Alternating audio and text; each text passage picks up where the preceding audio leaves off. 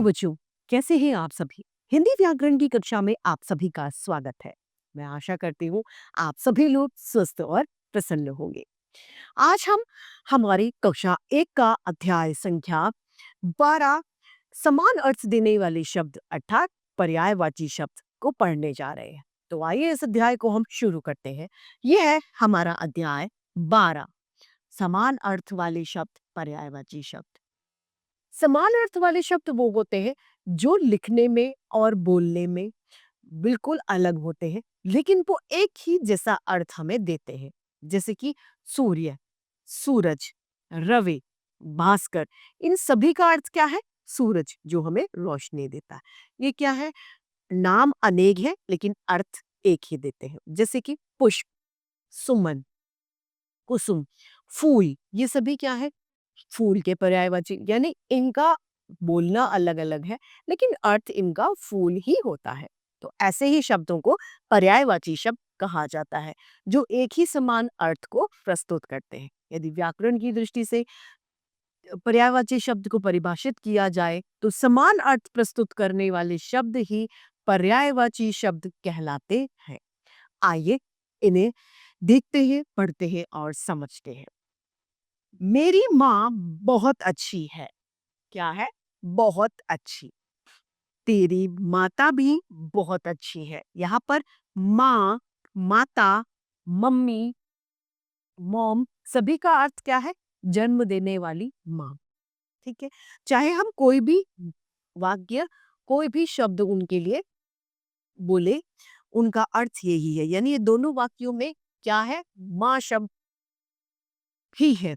मेरा मित्र में राघव मेरा मित्र है लेकिन राघव मेरा दोस्त है। यानी मित्र, दोस्त, सखा, ये सभी क्या है? एक ही अर्थ को प्रदर्शित करने वाले शब्द है। इनका मतलब एक ही होता है। यहाँ माता और माँ, दोस्त, मित्र एक जैसा अर्थ बताने वाले शब्द हैं।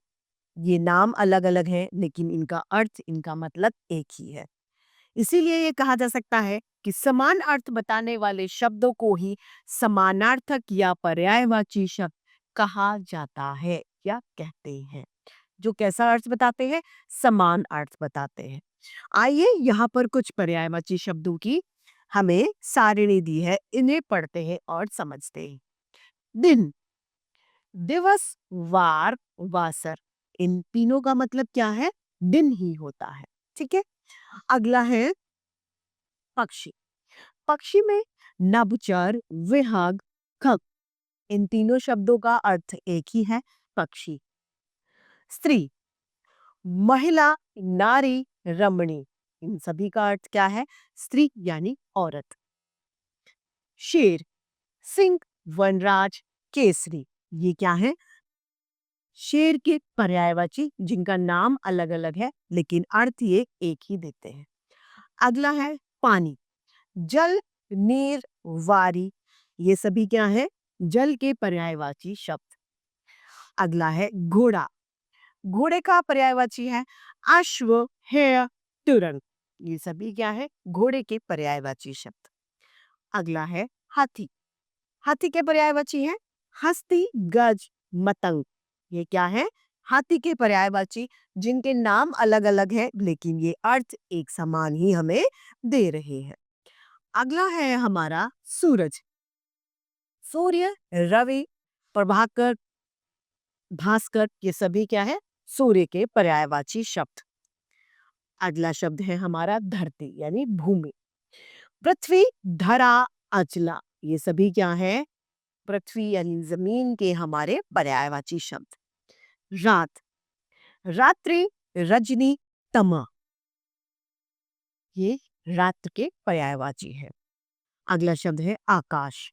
नभ, गगन, शून्य, ये क्या है? ये सभी क्या है? आकाश के पर्यायवाची शब्द है। अगला है दूध। दूध के पर्यायवाची है शीत, पय, दुग्ध, ये सभी दूध के पर्यायवाची शब्द हैं।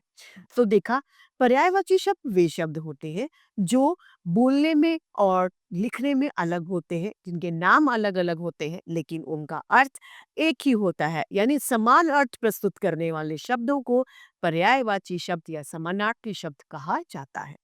इसी के साथ ये अध्याय समाप्त होता है। आइए अंत में ये जाने कि हमने इस अध्याय से क्या सीखा। एक प्राणी, वस्तु, स्थान आदि के कई नाम हो सकते हैं।